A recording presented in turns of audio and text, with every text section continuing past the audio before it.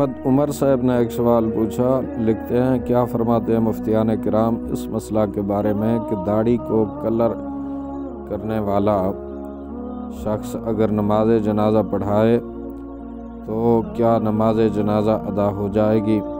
بسم اللہ الرحمن الرحیم۔ الجواب بعون الملک الوہاب، اللہم ہدایت الحق والصواب۔ شخص مذکور کے پیچھے نماز جنازہ جائز ہے، اس طور پر کہ ذمہ سے فرض کفایہ ساقط ہو جائے گا۔ امام بنانے میں اس کی تعظیم واجب ہے۔ تبیین الحقائق میں ہے